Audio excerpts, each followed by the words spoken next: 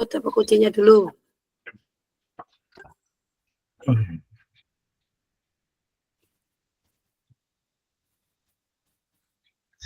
Oke, waktu yang diberikan 15 menit dari sekarang sampai kita mendengarkan musik lantunan merasa cita diri agar segala kegiatan yang kita lakukan, segala sesuatunya bisa bermanfaat dan bermanfaat bagi semuanya. Terkait masalah refleksi diri, apa yang harus kita lakukan, apakah yang sudah berjalan dengan baik selama kita menghadapi berbagai tantangan dan juga di dunia pendidikan. Ya, kemudian apa yang Bapak Ibu lakukan untuk memperbaiki dan meningkatkannya. Nah, terkait masalah itu, selama beberapa hari ke belakang, aspek yang sudah berjalan dengan baik itu kita harus bisa melibatkan beberapa pemahaman terkait masalah pembelajaran yang ada di lingkungan sekolah kita. Kita berkolaborasi dengan rekan sejawat, melibatkan coaching, yaitu saya tanya jawab dalam pendidikan, keterampilan komunikasi yang berjalan dua arah, sehingga bisa mengembangkan pikiran dan juga kemampuan kita saling bertukar pikiran yang menyenangkan dan juga kemampuan untuk menyampaikan ide secara efektif kepada rekan kita, baik itu kepada rekan sejawat maupun rekan individu lainnya. Tidak ada yang namanya penghakiman maupun justifikasi. Kita berhasil menahan diri, mengontrol sosial emosionalnya manakala kita mengalami permasalahan yang ada di kelas masing-masing. Itu perlu kita ceritakan pengalaman kita, dan juga kita harus bisa memberikan solusi manakala ada rekan sejawat kita memerlukan solusi untuk kita. Meskipun demikian, terdapat aspek-aspek yang memerlukan perbaikan, yang memerlukan peningkatan, dan juga keterbatasan dalam menahan diri kita untuk tidak terlalu ikut curhat masalah kepribadian kita. Atau juga kita memberikan solusi kepada teman-teman rekan sejawat kita terkait pengalaman kita dalam pendampingan menjadi seorang guru. Menceritakan pengalaman sendiri, selain itu juga memberikan motivasi dan juga semangat kepada rekan sejawat. Iya, Bu Erlina, Bu Irma, monggo, ini sudah saya rekam, silahkan dimulai ya. Juga menguasai konsep dan juga menyiapkan daftar pertanyaan apapun. Sehingga itu juga merupakan suatu proses dalam alur tirta yang akan kita tanyakan kepada coach. Nah, maka dari itu kita harus tetap selalu hadir dan support saat melakukan coaching. Dijaga kesehatan mental kita, dijaga fisik kita agar bisa tetap fokus, menghindari berbagai macam masalah yang akan terus berkelanjutan. Membatasi diri dari hal-hal yang kurang positif, menghindari adanya gangguan-gangguan terkait mentalnya kita. Tetap fokus dan juga konsentrasi terkait masalah dunia pendidikan yang ada di sekolah kita. Demi kemajuan anak-anak kita menggapai masa depan yang lebih cerah lagi. Mempersiapkan daftar pertanyaan kepada rekan sejawat kita, mengatur waktu dengan baik. Sebagai coach kita juga harus mampu dan juga fokus untuk mendengarkan apa yang dikeluh kesahkan oleh coaching kita. Nah, pertanyaan untuk coaching kita ini seperti yang kita sampaikan kemarin jelas, yaitu saya sebagai coach atau coach di sini itu merasa canggung ketika kita bertanya sekitar pikiran, sehingga apa yang saya rasakan di sini ingin menambah ilmu dari panjenengan. Salah satunya yaitu ketika pengalaman saya menemukan anak yang berbeda karakter dan juga pemahaman dalam pembelajaran. Apa yang harus saya pikirkan, apa yang harus saya lakukan terkait permasalahan yang saya temukan itu agar pembelajaran di kelas saya itu lebih menyenangkan, lebih aman, dan juga lebih hidup. Mohon pengertiannya dan juga solusinya bulan terkait permasalahan saya pada waktu pembelajaran. Baik Pak Eki, maaf suara saya memang agak tertahan Pak Eki. Bisa didengar Pak Eki ya? Untuk suara saya bisa didengar Pak Eki? Lanjut mawon Bu, pun itu direkam ya. Ya, terima kasih Pak Eki. Nah, terkait dengan tadi masalah penjenengan, anak yang memiliki beda karakter ya Pak ya. Memang anak kita itu banyak sekali Pak. Ada yang mempunyai watak-watak yang sangat berbeda. Nah, di sini kita sebagai guru, maka kita harus meneliti, kita harus berusaha untuk mengerti dan memahami Pak, apa yang dibutuhkan anak itu dan karakter-karakter bagaimana yang sering dilakukan oleh anak itu.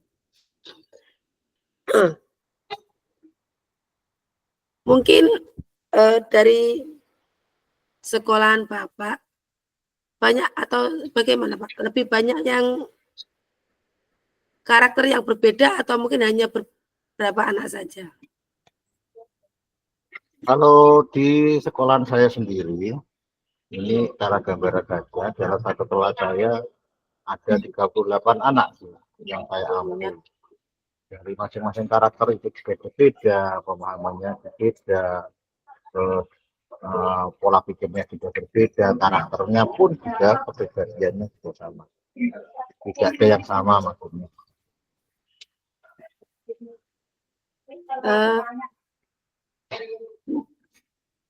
Menurut Bapak, karakter yang mana dulu yang harus kita atasi?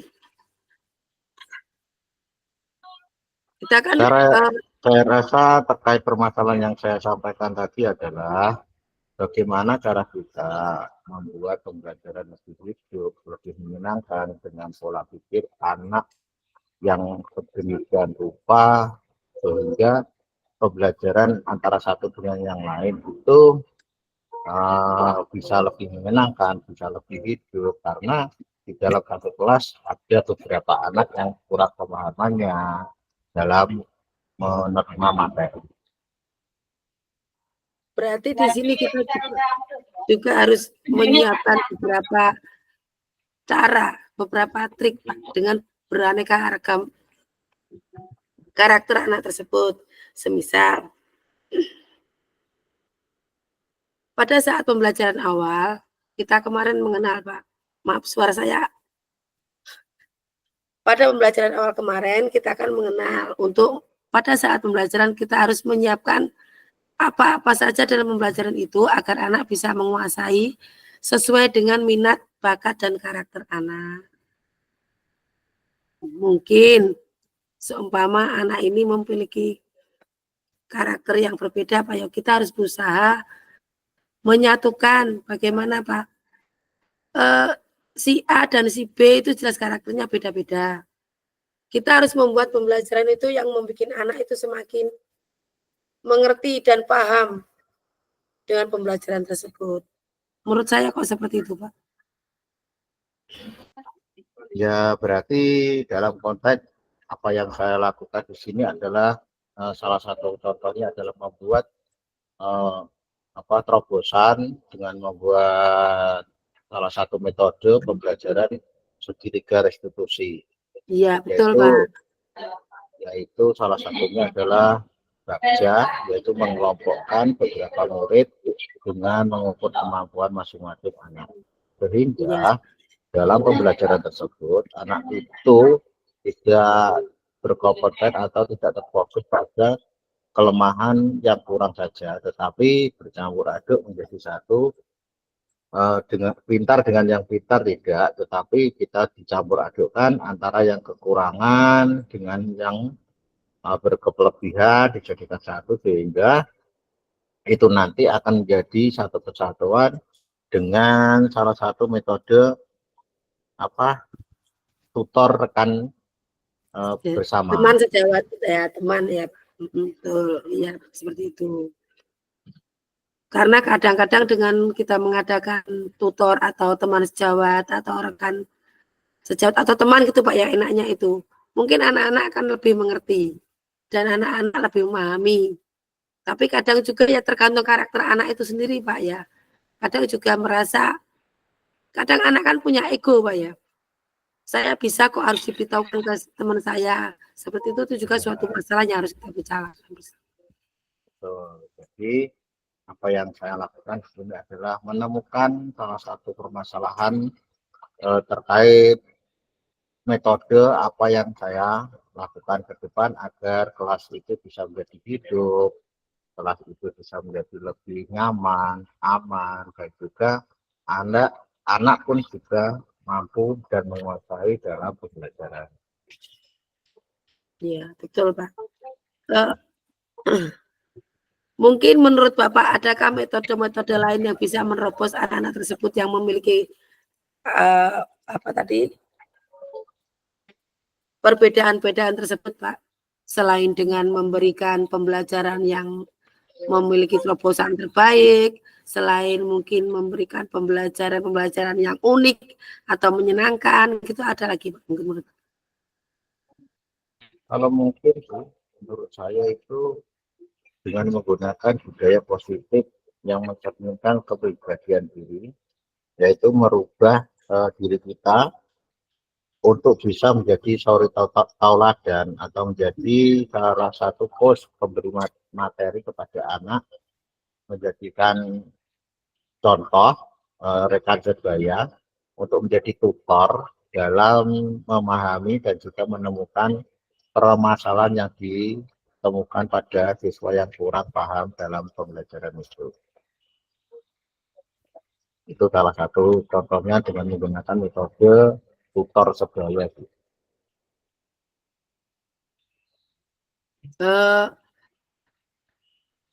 Berarti nanti kita gini Pak ya, sistemnya itu anak yang pandai atau mungkin anak yang lebih bisa itu akan membantu temannya yang kurang menguasai pembelajaran tersebut. Menurut Bapak seperti itu?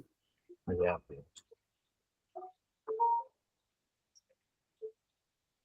Menurut Bapak, jika kita menggunakan tutor sebaya, mungkin berapa persenkah keberhasilan dari sistem tersebut? Atau kalau berapa persennya kita kurang paham sih. Tapi ini kan juga namanya permasalahan, jadi besok atau lusa mungkin bisa saya gali lebih dalam atau kita lakukan bersama dengan anak-anak. Kita juga belum bisa memprediksi berapa persen, karena namanya masalah kalau kita tidak ada solusi maka kita tidak akan tahu seberapa pentingkah, seberapa selesainyakah permasalahan tersebut. Tapi kita bisa menggali dari berbagai macam cara untuk bisa menemukan titik permasalahan tersebut. Nah, nanti perbaikannya yaitu kita laksanakan besok pada waktu kegiatan pembelajaran. Nah, berarti pada saat pembelajaran nanti, pada saat apa yang ingin Bapak laksanakan dengan mengadakan tutor sebaya, itu nanti baru kita bisa melihat Pak ya, sampai di mana kemampuan anak itu atau keberhasilan itu sampai berapa persen. Seperti itu ya Pak. Seandainya memang itu mencapai target dari Bapak, berarti itu bisa kita gunakan terus. Tapi seandainya kurang memenuhi target, oh ternyata hasilnya kurang sesuai dengan target Bapak, berarti harus bagaimana Pak? Ya, paling tidak kita harus bisa mengidentifikasi caranya dan juga menggali pemikiran kita mencapai tujuan, bahwasanya beberapa metode perlu kita sampaikan, perlu kita galakkan juga terkait permasalahan yang ada di dalam kelas. Itu salah satunya. Yang kedua, ya kita tetap kolaborasi dengan rekan sejawat terkait permasalahan itu, bahwasanya kita tidak bisa hidup sendiri, namanya juga manusia sebagai makhluk sosial, kita bisa saling kolaborasi, saling memberikan arahan dan juga berbagi pengalaman praktek. Berarti intinya kita tetap membutuhkan atau kita tetap minta bantuan teman atau rekan sejawat kita untuk mengatasi masalah kita tadi ya. Karena kita Ya. sebagai manusia kan tidak mungkin Pak ya bisa melakukan sendiri. Kita pasti punya keterbatasan masing-masing. Dengan bantuan teman mungkin bisa menambah apa yang kita tidak tahu menjadi lebih tahu. Seperti itu maksud Bapak. Iya, betul. Yang terpenting itu kita dalam melakukan kolaborasi itu tidak sendiri. Kita berjalan satu arah, menemukan permasalahan, kita menyampaikan masalah untuk menemukan solusi.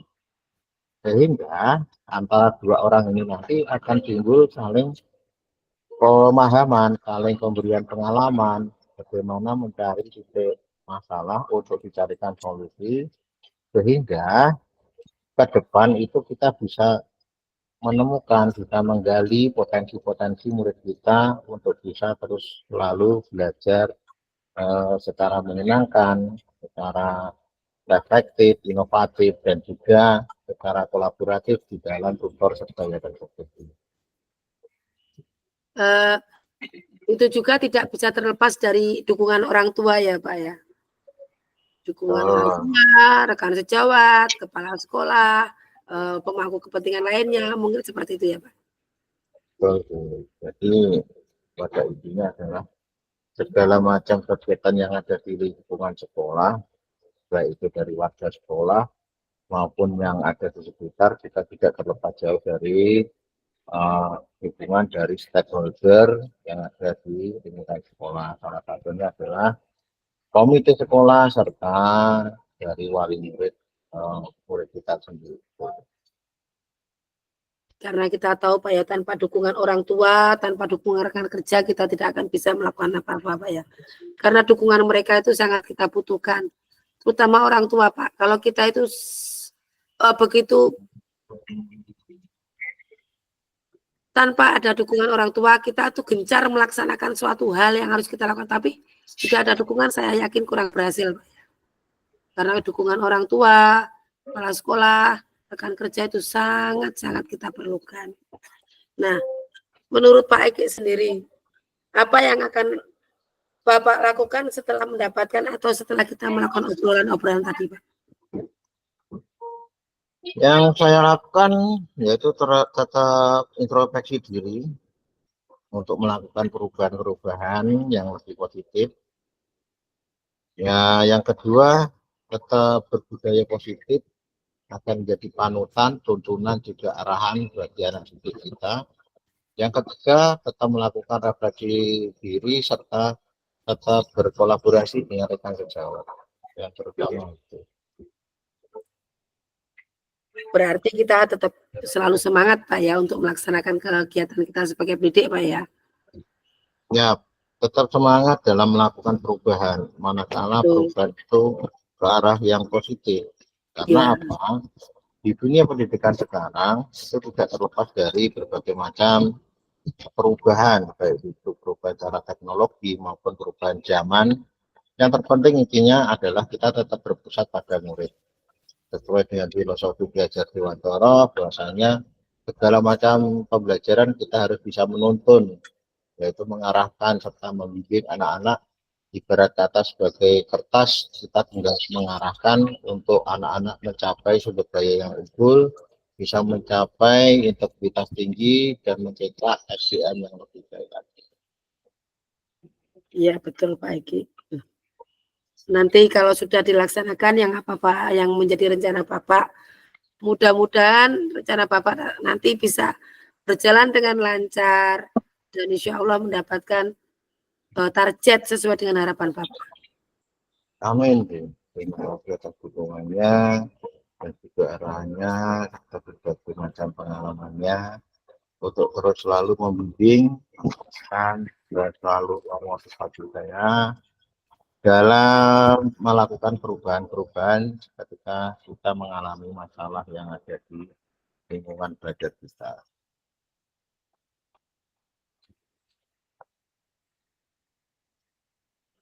Mungkin ada yang perlu dibicarakan lagi, Pak. Iya. Terkait masalah siswa saya, Bu, yang tidak masuk itu juga ribut. Ada yang satu anak ternyata itu ketika saya menemukan permasalahan saya cari, itu ternyata murid saya itu ada yang sering terlambat sekolah. Ya, terlambat ternyata setelah saya selidiki, dia membantu orang tuanya di pasar ketika pagi hari setelah subuh. Nah, pulang-pulang dia sudah 6:30, kemudian dia mandi, dia berangkat sekolah masih terlambat. Nah, itu solusinya bagaimana itu? Berarti itu berlaku hampir setiap hari ya, Pak? Ya, oke. Sudah katanya kayaknya, Pak. Ampun, Nanti lanjut ke saya, Pak. Ampun. Nanti kalau sudah merah rekaman saya siap, Pak Eki.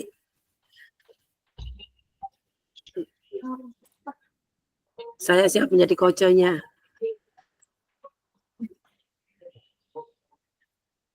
Orangnya lagi ngumpet. Terus sambil menunggu Bu Ani ya Pak Eki. Bu Ani ada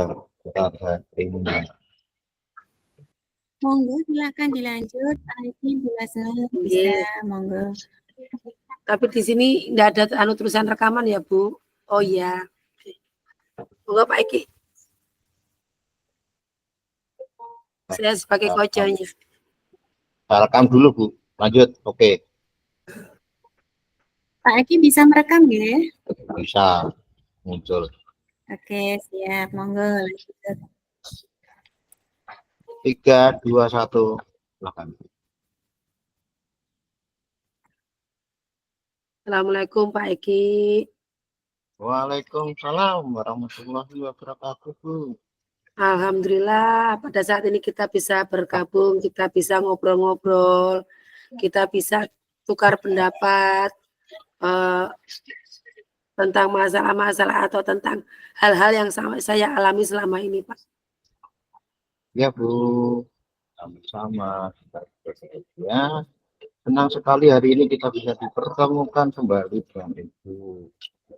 Apakah ada permasalahan, Bu, yang dihadapi terkait di pembelajaran itu? Gini, Pak. Pada saat ini kan saya memegang anak kelas 4.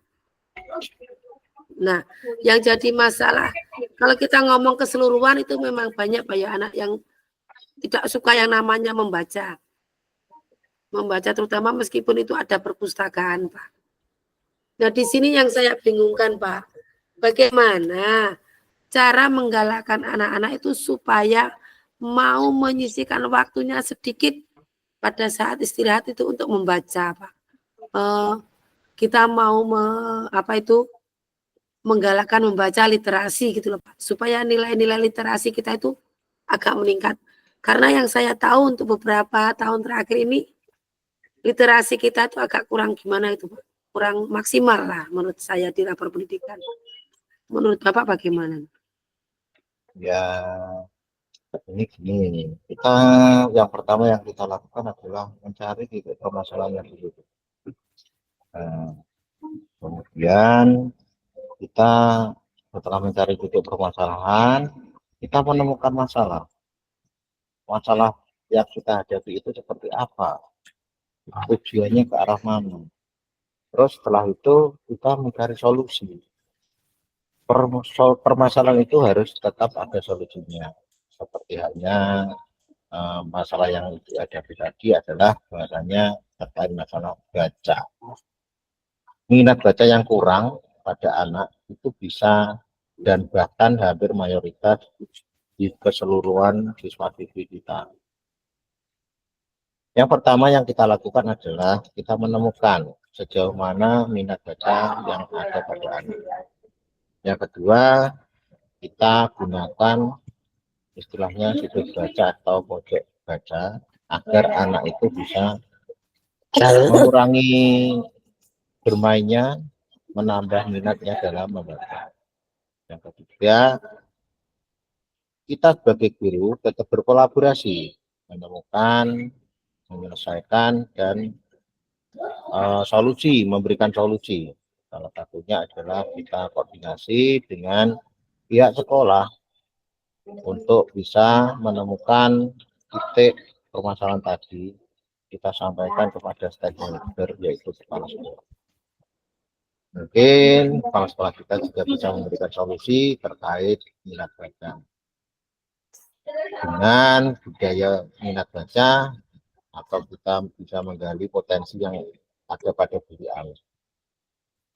Selain itu, di dalam baca kita sampaikan kepada pihak sekolah, terutama di bagian sudut baca, nanti sekolah akan menyediakan sarana dan juga prasarana untuk mendukung minat baca yang Ibu lakukan tadi. Lalu yang keempat, kita tetap berkolaborasi dengan wali murid, bahwasanya anak-anak kita yang ada di sekolah kita itu juga tidak terlepas dari dukungan pihak wali murid. Belajar memang wajib, baik itu di sekolah, tapi di rumah itu tidak harus dia lepas tangan. Sebagai orang tua, dia juga harus tetap membimbing dan juga mengarahkan. Mungkin itu Bu, solusi salah satunya dari saya terkait permasalahan minat baca itu. Mungkin ada yang lain terkait itu, atau mungkin ada yang bisa disampaikan lagi atau Begini, yang ditambahkan. Ya, makasih Pak. Yang masalah lagi itu seperti ini Pak.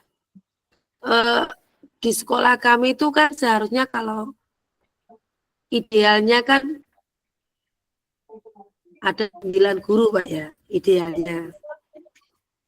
Nah, terus untuk menuju ke sebenarnya sekolah kami itu ada yang perpustakaan.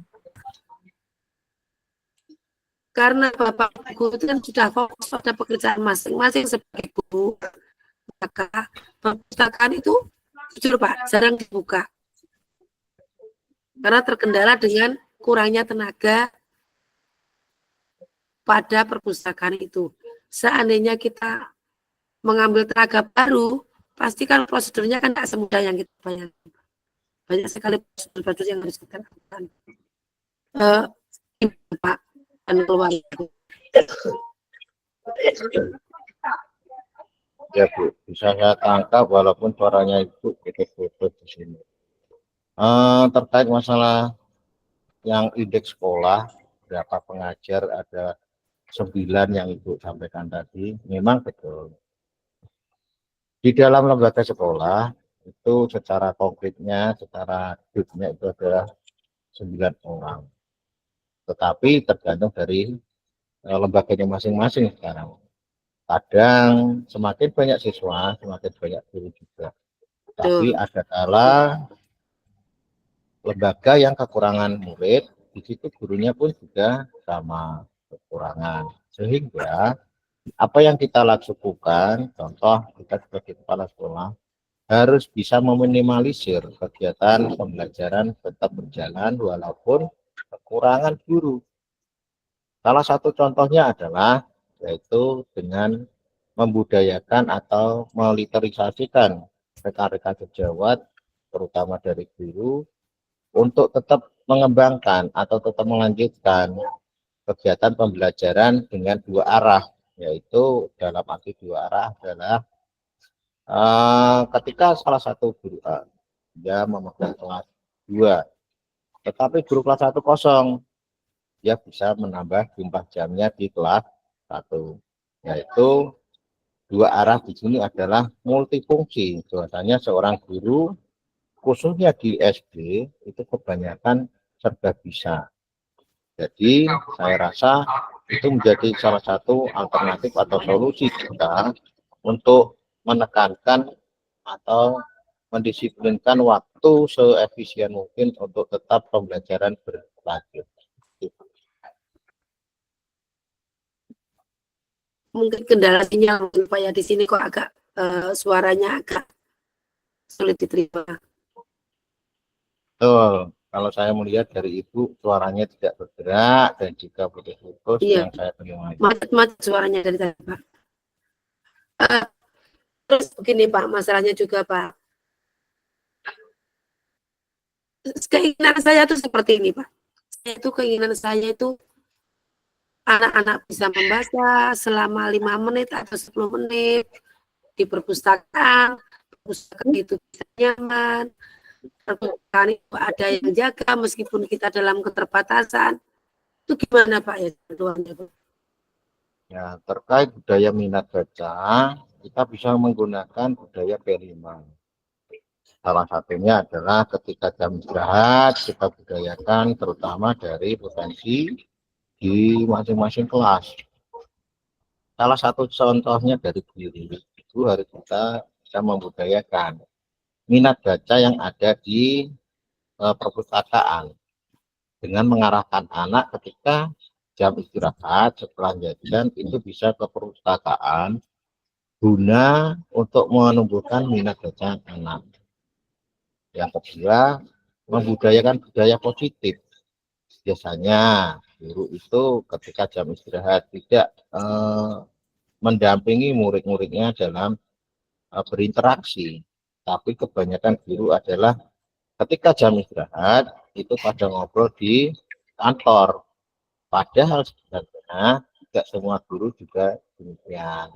Walaupun di kantor kadang upaya guru untuk melakukan refleksi, berkolaborasi itu jam istirahat saja. Akan tetapi kalau menurut saya efisiensinya ketika jam istirahat yang pertama itu guru mendampingi murid ketika melakukan pendampingan di perpustakaan. Itu salah satunya budaya positif untuk menggalakkan minat baca pada murid. Berarti seperti Pak seumpama kita mengadakan hari Senin kelas 1. Berarti nanti guru kelas 1 mendampingi muridnya selama berapa menit untuk ke perpustakaan, membaca. Kalau kelas 1 biasanya kan sukanya melihat gambar, bacaannya tulisannya besar-besar seperti Pak. Nanti Betul sekali. Kita gunakan mungkin kelas 2 bersama Bapak atau Ibu gurunya dan seterusnya seperti itu Pak untuk menghidupkan perpustakaan itu lagi. Ya, betul sekali Ibu. Jadi salah satu contohnya adalah seperti yang Ibu sampaikan tadi, tidak harus di dalam kantor. Di dalam perpustakaan ketika jam istirahat kita gunakan P5 yaitu pendampingan. Contoh di kelas 1 yang Ibu sampaikan tadi, kita menggunakan model. Dalam arti model P5-nya yaitu ketika anak belajar membaca di kelas 1 itu menggunakan huruf-huruf bersambung, huruf-huruf ejaan yang dirangkai menjadi sebuah kata. Nah, itu salah satu bentuk contohnya. Yang kedua, membudayakan budaya positif. Budaya positif itu tidak harus dari siswa dulu, tetapi melainkan dari guru pendamping atau guru wali kelasnya untuk bisa mengarahkan, mendampingi anak agar minat dalam membacanya itu. Mungkin salah satunya di perpustakaan, mungkin kegiatan di luar kelas. Jadi ada saling interaksi antara guru dan murid.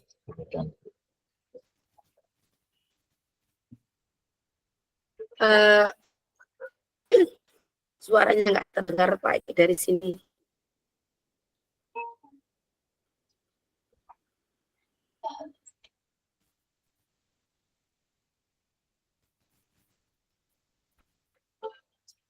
Ya, kalau terkait masalah sudut baca itu juga perlu digalakkan Ibu terkait masalah itu. Jadi yang namanya membaca itu tidak harus di perpustakaan, dimanapun, di kapanpun waktunya itu bisa membaca.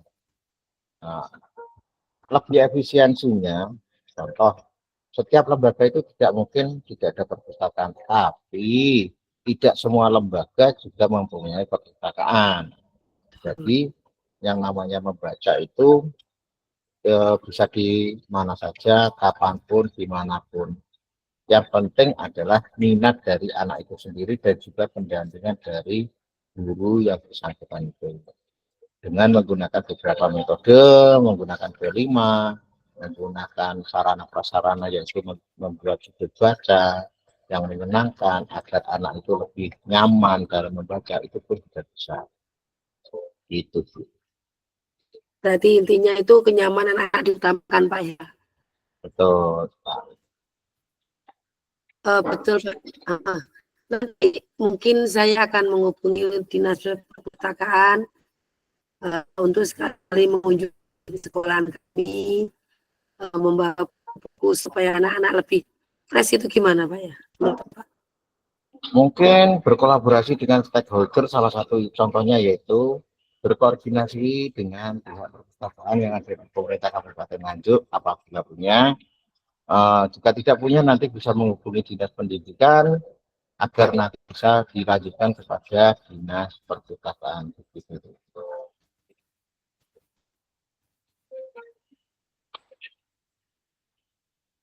Mungkin itu bisa menjadi salah satu terobosan dan juga metode kita dalam menggalakkan minat baca yang ada di sekolahan kita, terutama pada literasinya anak. Memang literasi anak untuk saat ini, terutama anak didik saya itu kurang, Pak. Kemarin itu di rapor pendidikan itu sudah biru, tapi entah kenapa memang juga biru, tapi nilainya menurun. Nah, dari situ saya menggali potensi, apa ya sebabnya, bagaimana ya jalan keluarnya. Karena itu saya minta penjelasan dari Bapak. Solusi dari saya sebenarnya jangan langsung ke anak dulu. Kita harus bisa mengintrospeksi diri kita dulu. Sejauh mana kita melangkah? Seperti apakah kita melangkah? Nah, itu loh Pak, Apakah yang kita lakukan sudah betul? Apakah yang sudah kita lakukan itu sudah benar? Karena apa? Setiap orang itu tidak sama karakternya. Sehingga kita harus bisa menggali potensi yang ada dalam diri kita. Sejauh mana kita berupaya untuk melakukan perubahan yang positif di dalam kehidupan itu. Ya, saya rasa itu sendiri.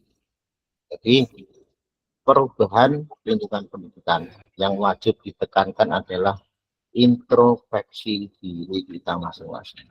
Betul. Secara otomatis berarti saya harus merubah mindset dulu, Pak ya. Saya harus istilahnya memberi contoh yang baik, memberi contoh bagaimana kita bisa membaca di perpustakaan, bagaimana saya bisa memberi contoh untuk nyaman di perpustakaan dan saya merasa betah. Kadang anak-anak itu kan lebih suka jajan, gerombol-gerombol, dan kayaknya kan lebih manfaat.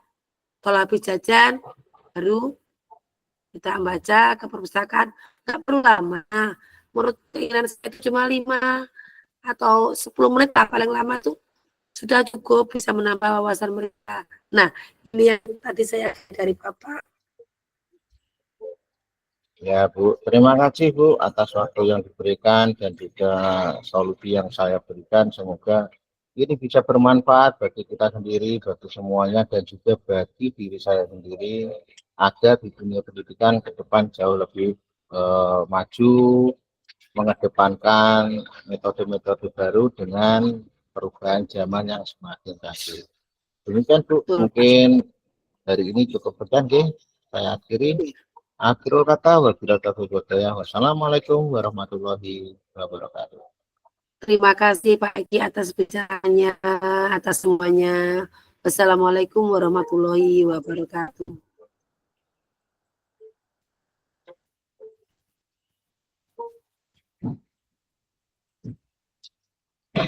Oke, saya stop streamingnya. Kita kembali ke Panber 1. Kembali ke persatu.